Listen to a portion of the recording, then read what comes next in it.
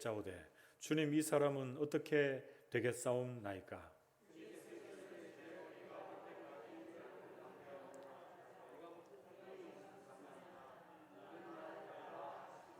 이 말씀이 형제들에게 나가서 그 제자는 죽지 아니하겠다 하였으나 예수의 말씀은 그가 죽지 않겠다 하신 것이 아니라 내가 올 때까지 그를 머물게 하고자 할지라도 내게 무슨 상관이냐 하신 것이라라.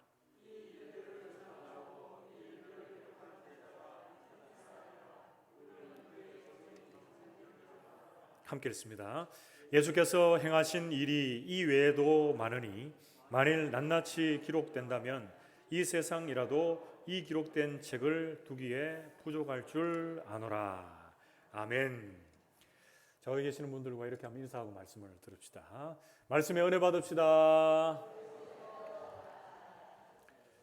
우리의 인생에 있어서 많은 중요한 만남들이 있습니다. 여러분 어떤 만남이 중요할까요? 먼저 이 세상에 태어나면 가장 첫 번째 만남, 부모와의 만남이 있습니다. 어떤 부모를 만나느냐가 참 중요합니다. 그런데 부모를 만나는 것은 우리의 선택과 결정에 의해서 좌우되는 게 아닙니다. 태어나면 그 부모 밑에 있게 되는 것이죠. 자, 그러면 또 인생을 살다가 어떤 만남이 중요합니까?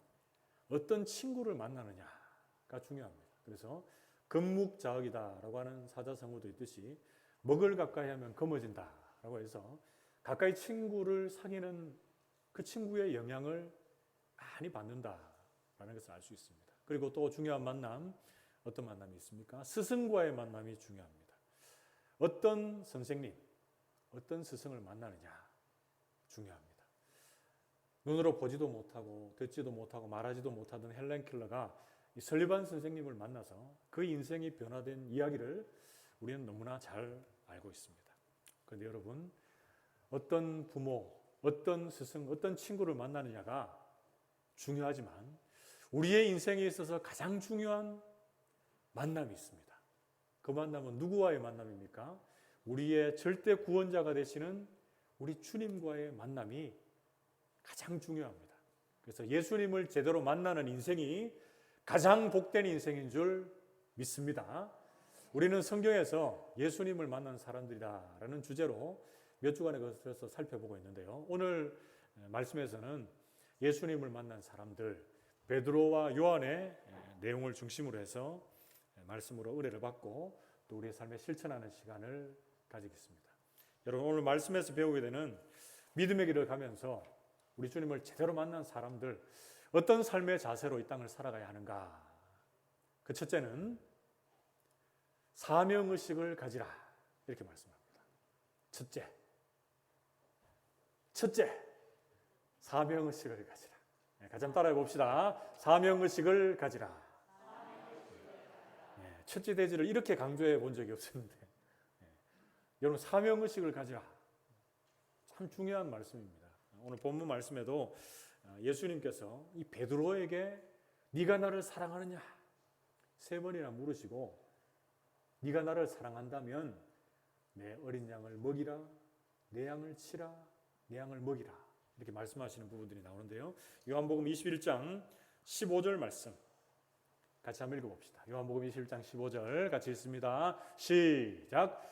그들이 조반 먹은 후에 예수께서 시몬 베드로에게 이르시되 요한의 아들 시몬아 네가 이 사람들보다 나를 더 사랑하느냐 하시니 이르되 주님 그러하나이다. 내가 주님을 사랑하는 줄 주님께서 아시나이다. 이르시되 내 어린 양을 먹이라 하시고. 아멘. 우리 주님께서 베드로에게 이 사람들보다 네가 나를 사랑하느냐 이렇게 물었는데 여기서 이 사람은 누굽니까? 이 베드로와 함께한 제자들일 수 있겠죠. 그리고 난해주를 참고하면 또는 것들보다 이렇게 되어 있어요. 그래서 사람이 아니고 어떤 존재라고 봤을 때 베드로가 아끼고 소중하게 여겼던 그물이나 배, 고기보다 네가 나를 진심으로 사랑하느냐 이렇게 물으시는 것이죠. 이 주님의 물음 앞에 베드로가 어떻게 대답합니까? 주님 그렇습니다. 내가 주님을 정말 사랑합니다. 그거 주님 아시잖아요. 이렇게 대답을 하는 거죠. 여러분 여기서 알다라고 하는 말은 어떤 말입니까? 단순히 머리로 지식으로 아는 것을 말합니까? 그게 아니죠. 우리의 인격적으로 우리가 체험해서 주님을 아는 것을 말합니다. 우리 주님 3번 물으셨는데 3번째 대답에서는 베드로가 근심하여 정말 슬퍼서 막 울먹이면서 그런 마음으로 주님 다 아시오니 내가 주님 정말 사랑합니다. 이렇게 말하고 있습니다.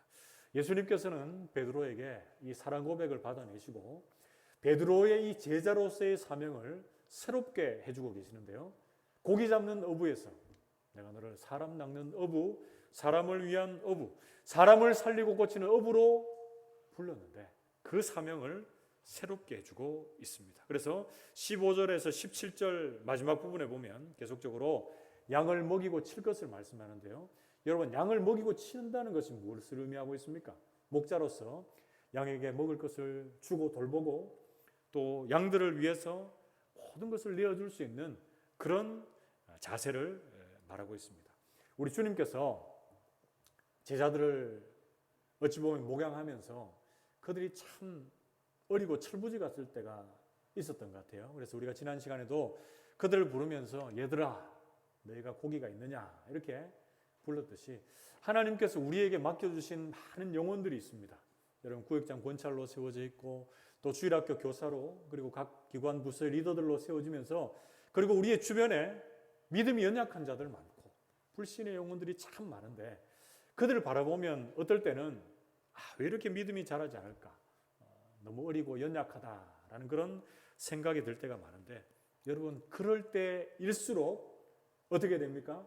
하나님께서 저 영혼을 내게 붙여주셨다 이렇게 생각하고 그들을 위해서 더 많이 기도하고 그들을 위해서 애쓰고 수고하고 섬김의 자리로 나가는 것이 진정 목양의 사명을 감당하는 것이다.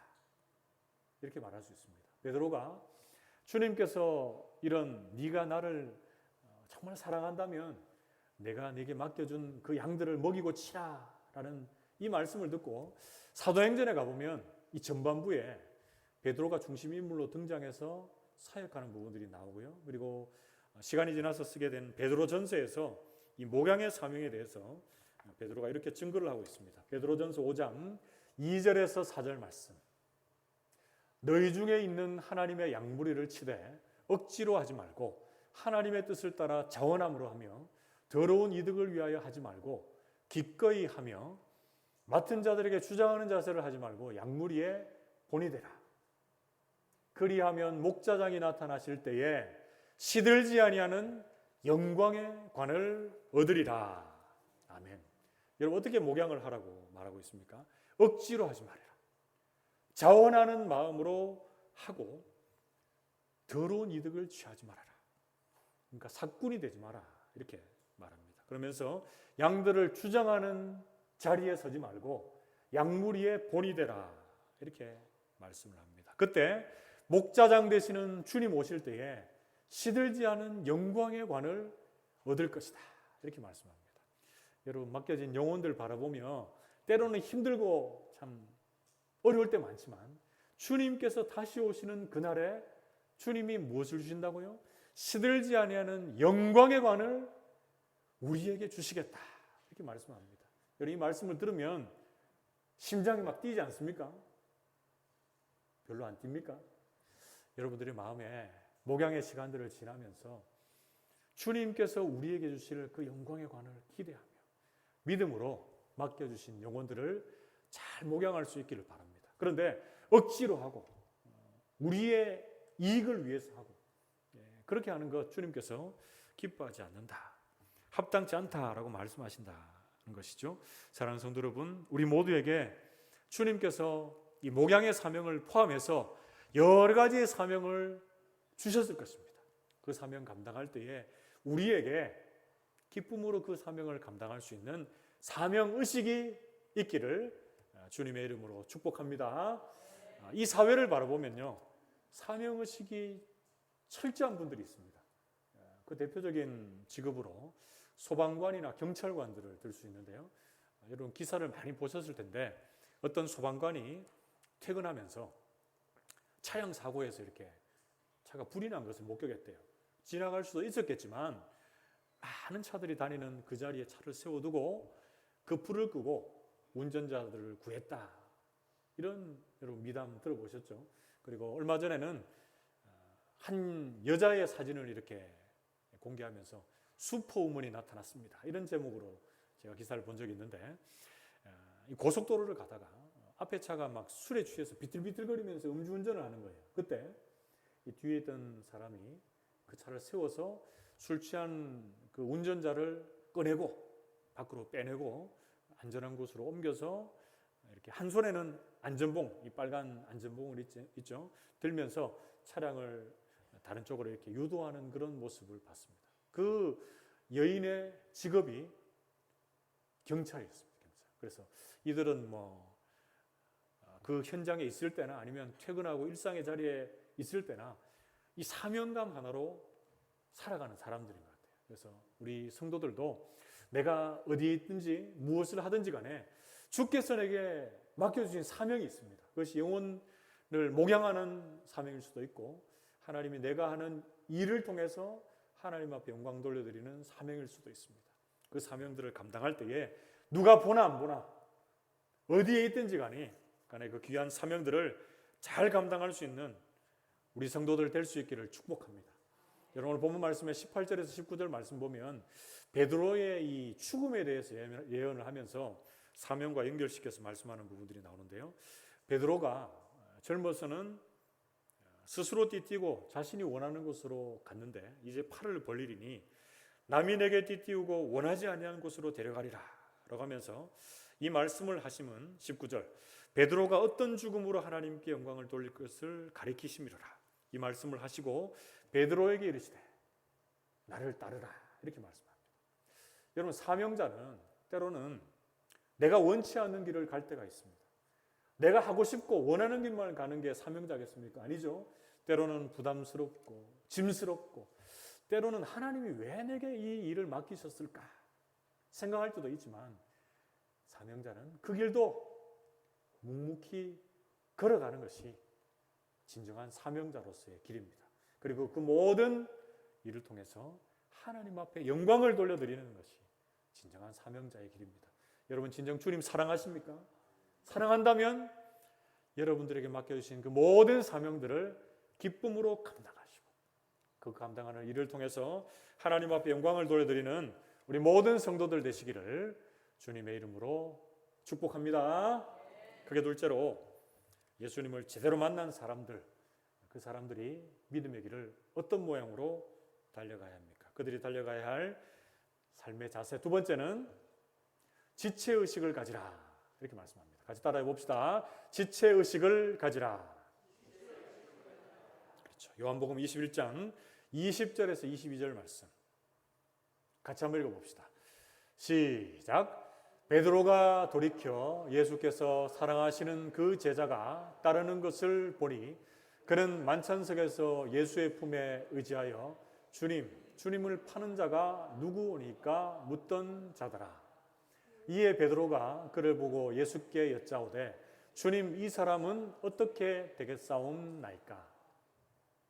예수께서 이르시되 내가 올 때까지 그를 머물게 하고자 할지라도 내게 무슨 상관이냐? 너는 나를 따르라 하시더라. 아멘. 베드로가 예수님께 이 목양의 사명을 받습니다. 그리고 마지막에 어떻게 죽음을 맞이할 것인가? 혹자들 또 어떤 전승에 의하면 베드로가 예수님이 십자가에 달리신 그 십자가 바로 달리지 않고 거꾸로 달렸다 이런 전승이 있는데 이것이 확실치는 않지만 마지막에 순교의 길을 갔다는 것은 우리가 다 알고 있습니다.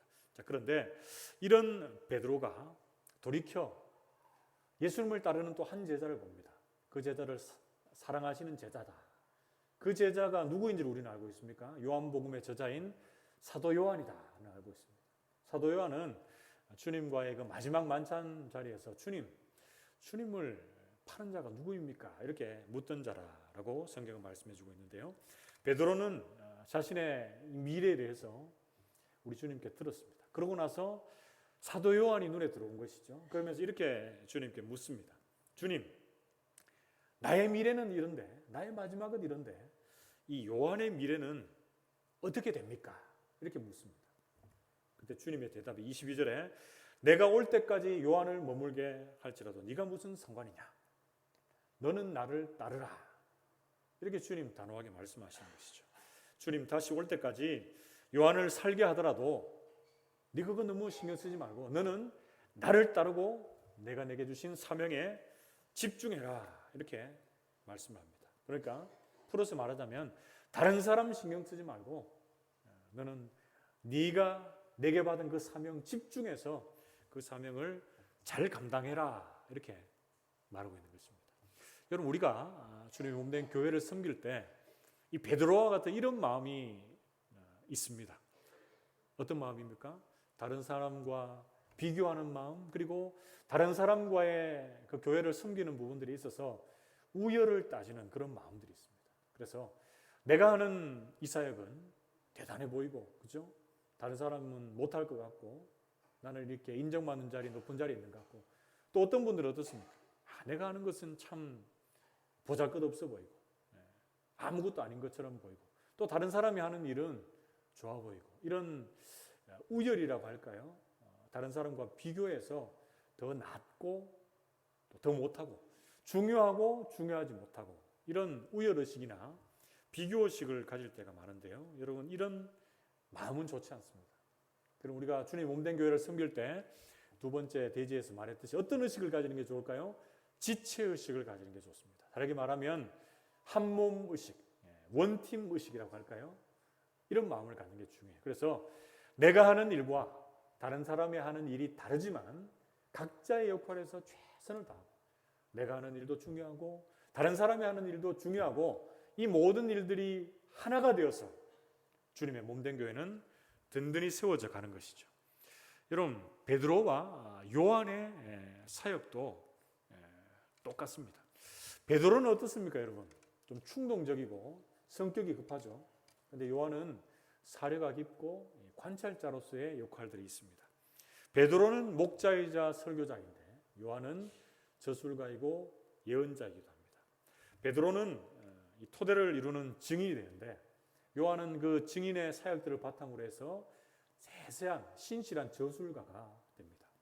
베드로는 마지막이 고통을 동반한 순교의 자리에 섭니다. 그러나 요한은 고요하게 또 평안하게 지내다가 물론 유배간 부분들이 있지만 90세가 넘는 나이에 자연사를 하게 됩니다. 베드로와 요한의 삶이나 사역의 방향은 이렇게 달랐지만 여러분 사도행전을 읽어보면 베드로와 요한이 함께 동력하여서 하나님의 나라 아름답게 세워가는 것을 우리는 볼 수가 있습니다. 그리고 우리가 주님의 몸된 교회를 섬기는 데 있어서 지체의식을 나타내고 있는 여러 본문들을 한번 봅시다. 로마서 12장 4절에서 5절 말씀. 로마서 12장 4절에서 5절. 우리가 한 몸에 많은 지체를 가졌으나 모든 지체가 같은 기능을 가진 것이 아니니 이와 같이 우리 많은 사람이 그리스도 안에서 한 몸이 되어 서로 지체가 되었느니라. 아멘. 12장 3절에 보면요. 너희가 각각 주님 앞에서 은사를 받은 대로 그 은사로 섬기고 너희의 생각을 지혜롭게 생각해라. 이런 말씀이 있습니다. 그래서 우리가 한 몸을 이루어갈 때 지체로서의 역할들은 다 달라요. 다 다르지만 이 지체로서의 다른 역할들이 한 몸을 이루어간다라는 것을 말하고 있고요. 그리고 고린도전서 12장 25절 말씀에 보면 몸 가운데서 분쟁이 없고 오직 여러 지체가 서로 같이 돌보게 하셨다. 이렇게 말합니다. 그래서 지체의 역할들을 다르지만 너는 왜 그 역할하고 나는 왜 이 역할하고 이렇게 서로 분쟁하고 다투는 것이 아니라 서로 협력하여서 에베소서 4장 15절에서 16절 말씀에 나와 있는 것처럼 서로 연결되어 결합되어져서 사랑 안에서 스스로 주님의 몸된 교회를 세워가는 것, 그것이 바로 지체의식을 가지고 교회를 섬기는 것입니다. 사랑하는 성도 여러분, 우리 모든 성도들이 내가 우등하고 다른 사람이 열등하고 아니면 내가 열등하고 다른 사람이 우등하고 나는 잘났고 너는 못났고 아니면 나는 못났고 너는 잘났고 이런 우열의식이나 비교의식이 아니라 우리 모두가 각자가 교회에서 맡은 역할과 기능은 다르지만 서로 연결되고 결합되어서 이 지체의식을 가지고 주님의 몸된 교회를 잘 세워갈 수 있는 복된 공동체, 우리 다산교회가 이 귀한 유기적인 공동체가 될 수 있기를 주님의 이름으로 축복합니다. 그게 셋째로 오늘 본문에서 배우게 되는 우리가 믿음의 길을 잘 걸어가기 위해서 예수님을 만난 사람으로서의 삶의 자세. 세 번째, 셋째는 은혜 의식을 가지라 이렇게 말씀합니다. 같이 한번 따라해 봅시다. 은혜 의식을 가지라. 그렇죠. 지금까지 세 가지 했는데 첫 번째는 뭡니까? 주님께서 우리에게 주신 그 사명 잘 감당함으로 귀한 결실을 맺어가는 사명의식을 가진 자로 세워져야 되고요. 두 번째는 나와 내가 다른 사람이 아니라 한 몸이다 라고 하는 지체의식을 가지고 주님의 몸된 교회를 잘 세워가야 합니다. 그리고 세 번째, 은혜의식을 가지라 이렇게 말씀합니다. 우리가 믿음 생활하면서 가장 우리가 입술에서 가장 많이 표현하고 있는 단어가 뭡니까? 은혜입니다. 은혜의식은 은혜다라고 이렇게 표현할 수도 있는데요. 은혜라고 하는 말을 하면 모든 것이 다 끝납니다. 예를 들어서 어떤 사람들이 이렇게 묻습니다. 요즘에 우리 장로님, 권사님, 집사님 보니까 너무나 신앙생활을 즐겁게 하고 계시고 또 참 기쁜 것 같은데 비결이 뭡니까? 이렇게 물어보면 어떻게 대답해야 됩니까? 신령한 분들은 하나님 은혜입니다. 주님의 은혜입니다. 이렇게 대답해요. 그리고 무엇을 묻더라도 우리의 신앙생활 하는 분들에 있어서 가장 첫 번째 대답은 하나님 은혜입니다. 이렇게 말하는 거예요. 우리가 하는 일들이 잘 될 때, 우리의 가정이 화평하고 우리가 영육간에 건강할 때 어떻게 또 고백해야 됩니까? 하나님 은혜입니다. 이렇게 대답해야 되는 것이죠. 과거에서 우리의 삶을 돌아보면 또 지금도 앞으로도 이 주님의 은혜가 없으면 되는 것이 아무것도 없습니다. 여러분 한번 돌아보십시오. 하나님 앞에 구원받은 인생으로 살아가는데 여러분 하나님께서 여러분에게 구원을 주신 건 뭡니까? 하나님 은혜입니다. 매일매일 주님 닮아가는 성화의 삶에도 주님의 은혜가 없으면 안 됩니다. 그리고 앞으로 살아가는 모든 인생들 속에서 우리의 인생이 은혜로 시작해서 은혜로 마쳐진다라는 것, 이것을 인정하지 않는 분들은 없습니다. 믿음의 사람들에게 있어서 이 은혜의식으로 사는 삶, 그것이 너무나 중요합니다. 그런데 반대로 여러분 은혜의식으로 살지 않고 공로의식으로 살 수 있습니다. 이것은 뭡니까? 내가 무언가를 해서 이 자리에 있다라고 말하는 것이고, 내가 이것을 하고 저것을 해서 내게 이런 보상이나 대우가 와야 된다라고 생각하는 것이 바로 공로의식입니다. 우리가 버려야 할 대표적인 의식 가운데 하나가 이 공로의식인데요. 우리 모든 성도들은 이런 공로의식은 다 버리고 은혜의식을 가지고 살 수 있기를 축복합니다. 오늘 우리가 읽었던 마지막 부분을 보면서 이 은혜의식에 대해서 한번 봅시다. 요한복음 21장 24절에서 25절 말씀 같이 한 목소리를 읽어봅시다. 시작. 이 일들을 증언하고 이 일들을 기록한 제자가 이 사람이라.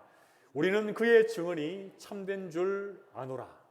예수께서 행하신 일이 이외에도 많으니 만일 낱낱이 기록된다면 이 세상이라도 이 기록된 책을 두기에 부족할 줄 아노라. 아멘. 여러분 지금 사도 요한이 요한복음을 기록하면서 일일이 기록한 제자가 이 사람이라, 사도 요한인데 그 증언이 참된 줄 아노라 이렇게 말씀합니다. 사도 요한이 기록한 성경책이 뭐가 있습니까? 요한복음, 그리고 요한서신, 요한 1, 2, 3서가 있고 신약의 묵시록에 해당하는 요한계시록이 있습니다. 그런데 사도 요한은 이 모든 말씀을 성령의 감동으로 기록하고 내가 이렇게 많은 성경책을 기록했다 이렇게 교만하며 공로의식에 빠져 있는 것이 아니라 이것을 기록하게 하신 분은 하나님이시다 이렇게 말하면서 내가 기록한 이 책, 내가 이 요한복음과 여러 서신을 기록했지만 주님께서 이 세상에서 행하신 모든 사역들을 책으로 기록하면 어떻게 해요? 아무리 많이 기록해도 그것이 부족할 줄 아노라 이렇게 말하면서 겸손한 자리, 은혜의 자리에 거하고 있습니다. 그러면서 다르게 말하자면 예수님께서 행하신 기적과 이사, 행하신 사역들을 너무나 많아서 다 기록할 수 없었다 하면서 자신의 한계도 인정하고 있고요. 그리고 예수님의 이 모든 사역들은 인간으로서 다 담을 수 없는 너무나도 풍성하고도 놀라운 사역들이다 라고 이렇게 말하고 있습니다. 이 세상이라도 기록된 책을 두 개는 부족할 줄 아노라 라고 하면서 요한복음이 맞춰지고 있습니다. 이 세상에서 가장 큰 도서관이 있다고 한번 가정해 봅시다. 거기 수천만 권, 아니 그 이상의 책이 보관될 수 있다 할지라도 주님이 행하신 그 사역을 다 담기에는 역부족이다라는 것이죠. 그래서 다르게 말하자면 주님의 그 사역들은, 그 주님께서 우리에게 행하신 은혜와 사랑은 너무나 풍성하고도 놀랍다.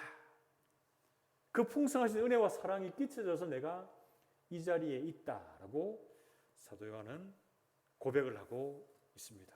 사랑하는 성도 여러분, 요한복음 21장 마지막 부분은 우리의 삶은 항상 부족함이 없는 하나님의 은혜로 이끌림 바되고 나는 그 은혜 때문에 이 자리에 있다.